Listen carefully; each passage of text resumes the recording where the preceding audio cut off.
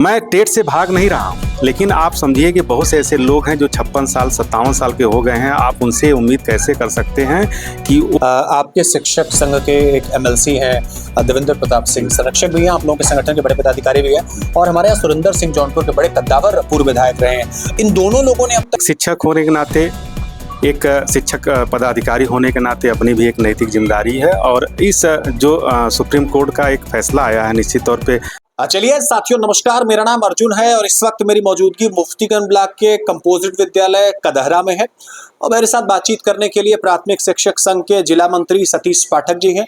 1 सितंबर को माननीय supreme court का जो फैसला आया टेट की अनिवार्यता को लेकर के कि बेसिक शिक्षा विभाग के वो सभी अध्यापक जिनकी सर्विस अभी 5 साल से अधिक शेष है, उन सारे लोगों को 2 साल के अंदर टेट पास करना अनिवार्य है।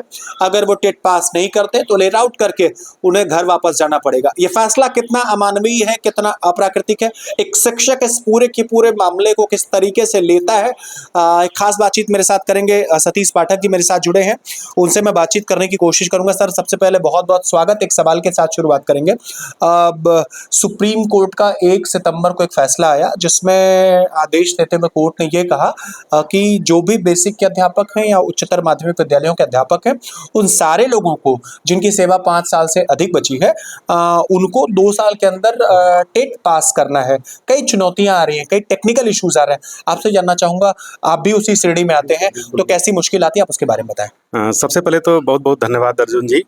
आप हमेशा शिक्षकों की आवाज़ को बुलंद करते रहते हैं और आप शिक्षकों की नहीं बल्कि हम करेंगे समाज के जो भी ज्वलंत मुद्दाएं होती हैं, जो भी ज़रूरतें होती हैं, उनको आप सरकार तक पहुंचाने का प्रयास अपने चैनल के माध्यम से करते हैं।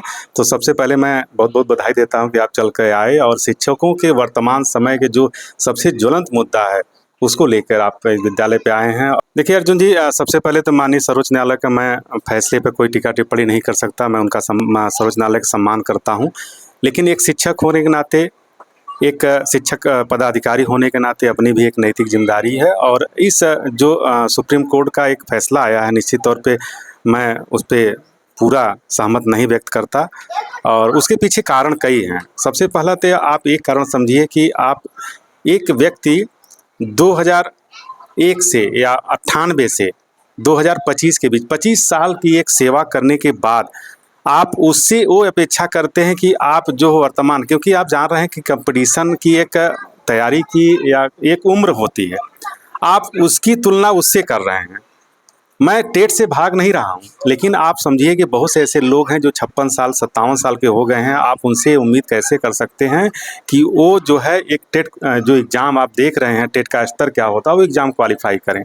दूसरी चीज़, आप हम लोग की जो नियुक्ति हुई थी, आप उस नियुक्ति में देखिएगा जो भी अनिवार्य अर्हता होती है, सारे शिक्षक वो पूर्ण करके ही अपने नौकरी में आए हैं। और फिर बीच में इस तरह का कोई आदेश लाना निश्चित तौर पे मुझे लगता है अव्यावहारिक है और इसी के नाते पूरा शिक्षक संगठन तनावग्रस्त है, चिंताग्रस्त है, क्योंकि उसके अस्तित्व पे संकट आ गया है और उसके रोजी रोटी पे संकट आया है। वर्तमान में यूपी ही नहीं बल्कि पूरा देश प्रभावित हो रहा है। लगभग हमको लगता है 40 से 50 लाख शिक्षक इससे प्रभावित हो रहे हैं। तो मैं निश्चित तौर पे सुप्रीम कोर्ट के इस अव्यावहारिक आदेश पे सहमत व्यक्त नहीं करता। और अच्छा, इसके एक चीज और बसर व्यक्तिगत तौर पे जानना चाहूंगा। अनैतिक जिम्मेदारियां, सामाजिक जिम्मेदारियां भी आप लोगों की अनेकों प्रकार की हैं। अगर सिर्फ 2 साल सुप्रीम कोर्ट ने आपको दिया है तो बच्चों का पठन पाठन उसी अवधि में कराना, पारिवारिक सामाजिक जिम्मेदारी निभाना, फिर टेट की परीक्षा पास करना, कैसे संभव हो पाएगा ये सब? देखिए, बहुत अच्छा सवाल अर्जुन ने पूछा आपने। एक लिमिटेशन में बांध दिया सुप्रीम कोर्ट ने कि मुझे 2 साल में ही टेट करना है।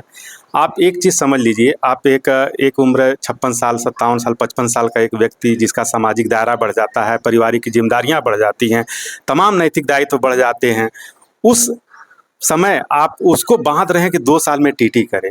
अब 2 साल वो अपने भविष्य को संवारने में लगाए कि 2 साल बच्चों को पढ़ाने में, आप कैसे हम बच्चों का भविष्य कैसे निर्माण कर पाएंगे? आप 2 साल समझिए, 2 साल के समय में हम अपना तैयारी करेंगे बच्चों को, तब थोड़ा सा तालमेल बैठाना, थोड़ा सा बहुत समस्या आएगी। और एक चीज़ मैं अर्जुन जी मैं आपसे कहूँगा, आप तो खेल के भी बहुत शौकीन हैं, कभी भी जो नियम बनाए जाते हैं खेल स्टार्ट होने के बाद मध्य में नहीं बनाए जाते, हमेशा शुरुआत में ही बनाए जाते। मैं बार बार यही कह रहा हूँ कि हमारी जो नियुक्ति हुई थी, हमने जो न्यूनतम अर्हता था उसको हासिल किया था। और सबसे बड़ी चीज़ बता रहे हैं, आपने सुप्रीम कोर्ट ने इतने बड़े 25 साल सर्विस करने के वाले को एक मतलब एक प्रश्न लगा दिया। आप एक चीज़ सोचिए कि आप एक टीचर हैं, आप 25 साल में वो जो योग्यता हासिल तो किए ही, साथ में हर साल कई इतना पैसा खर्च होता है हम लोग को प्रशिक्षित करने के लिए। आप बताइए उस प्रशिक्षण का क्या महत्व रह जाता है जब आप हर साल आप देख रहे होंगे बीआरसी स्तर पे, जिले स्तर पे कितना हर शिक्षकों को दक्ष किया जाता है। आप समझिए उसका कोई औचित्य नहीं है। अच्छा, जूनियर 2011 में जब टेट आया, अभी कई सारे लड़के 72,000 वैकेंसी, 68,500 वैकेंसी जो आई है अलग अलग, अब जो नए लड़के टेट क्वालिफाई करके शिक्षक बने हैं, जिन पुरानों के सामने चुनौती खड़ी है, तो मनोवैज्ञानिक रूप से भी मन थोड़ा छोटा हो जाता है। देखिए, एक चीज़ तो है कि इससे थोड़ा सा दो धड़ों में शिक्षक समाज एक बांटने का कार्य हुआ है। और मैं तो कहूँगा सीधे काला कानून की तरह भविष्य में साबित होगा। एक जो हम लोग के साथ रहते थे, अब थोड़ा सा लगता है कि हम टेट पास हैं, ये लोग बिना टेट हैं। थोड़ा सा दिक्कत तो असमंजस बैठाने में भी हो रही है। अच्छा, शिक्षक संगठन के आप प्रमुख पदाधिकारी, जिले के पदाधिकारी हैं, तो शिक्षक संगठन कैसा विरोध कर रहा है, कैसा आगे आप लोगों का आंदोलन चलने वाला है? देखिए, उसके पहले मैं आगे का रणनीति बताऊँ। एक चीज़ मैं बताना चाहता हूँ कि केंद्र सरकार ने 2017 में एक आरटी एक्ट में संशोधन करके ये अनिवार्य कर दिया कि जो भी नियुक्त शिक्षक हैं या पूर्व के नियुक्त शिक्षक हैं, सबको 4 साल में टीईटी अनिवार्य है। और इसको लागू कब किया गया? 2015 से। ऐसे गुपचुप तरीके से ये चीज़ आरटी एक्ट में संशोधन ही हुआ कि न कोई शिक्षक को पता चला, न किसी सरकार को पता चला। कैसा सर्कुलर जारी हुआ कि राज्य सरकार को नहीं पता चला। तो मैं फिर पुनः कहूँगा कि इस जो आरटी एक्ट में संशोधन हुआ है उसको या तो निरस्त करे या तो फिर आरटी एक्ट में संशोधन करके इस पर, क्योंकि बहुत संवेदनशील मुद्दा है, इसको सरकार इस पर विचार करना चाहिए। मैं आपका प्रश्न पे आता हूँ। आपने कहा कि आप शिक्षक संगठन हमारी क्या रणनीति बना रहा है, तो आप जान रहे हैं हम लोग 19 तारीख को अखिल भारतीय प्राथमिक शिक्षक के बैनर के तले पूरे देश में एक साथ माननीय प्रधानमंत्री जी को जिलाधिकारी के माध्यम से हम लोग ज्ञापन दे रहे हैं। 19 तारीख को हमारा विशाल जो ज्ञापन कार्यक्रम जनपद स्तर पे है, पूरे देश में है। उसके बाद अक्टूबर में हम लोग चरणबद्ध तरीके से जितने भी हमारे जो जनप्रतिनिधि हैं, एमपी हैं, एमएलए हैं, उनको हम लोग जो है प्रधानमंत्री के नाम जो है संबोधित ज्ञापन उनके माध्यम से पहुंचाया जाएगा। उसके बाद यदि सरकार कुछ पहल नहीं करती तो अंतिम हम लोग के पास विचारा पड़ता है कि हम लोग दिल्ली में एक बड़ा पैमाने पर पूरे देश के शिक्षक वहाँ जुटेंगे और बड़ा आंदोलन किया जाएगा। अच्छा, एक लास्टली आपसे जानना चाहेंगे, आपके शिक्षक संघ के एक एमएलसी हैं देवेंद्र प्रताप सिंह, संरक्षक भी हैं, आप लोगों के संगठन के बड़े पदाधिकारी भी हैं, और हमारे यहाँ सुरेंद्र सिंह जौनपुर के बड़े कद्दावर पूर्व विधायक रहे हैं। इन दोनों लोगों ने अब तक प्रत्यक्ष रूप से पहल की और माननीय मुख्यमंत्री जी से इस मामले पर विचार किया, और थोड़ी सुगबुगाहट दिख रही है आप लोगों के पाले की बात। तो इन दोनों जनप्रतिनिधियों का कैसे धन्यवाद ज्ञापित करेंगे? देखिए अर्जुन जी, मैं जौनपुर का हूँ और माननीय सुरेंद्र सिंह जो पूर्व विधायक जी, मैं उनका बहुत सम्मान करता हूँ। और हम लोग के संरक्षक हैं संगठन के आदरणीय श्री देवेंद्र प्रताप सिंह जी। आप हम लोग, मैं व्यक्तिगत उनको जानता हूँ, मिला भी हूँ।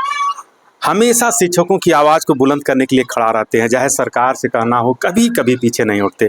मैं दोनों जनप्रतिनिधियों का हृदय से बहुत सम्मान करता हूं कि शिक्षकों की हितों को जो माननीय मुख्यमंत्री तक ले गए और शिक्षकों की एक पीड़ा का नेतृत्व किया उन्होंने। और माननीय मुख्यमंत्री के सामने अभी देखने 2 दिन पहले 3 दिन पहले लोग मिले हैं, और उसी का सुखद परिणाम रहा कि आज मुख्यमंत्री के ट्वीट पे आया है कि हम इस पर हमारी सरकार जो है विचार कर रही है, और जो भी आवश्यक कार्रवाई जो रिव्यू दाखिल करने के लिए व्यवस्था है वो करने के लिए तैयार है। निश्चित है, मैं पुनः एक बार दोनों जनप्रतिनिधियों का हृदय से सम्मान पूरे शिक्षक साथियों की तरफ से, पूरे संगठन की तरफ से दोनों जनप्रतिनिधियों के हृदय से सम्मान करता हूँ।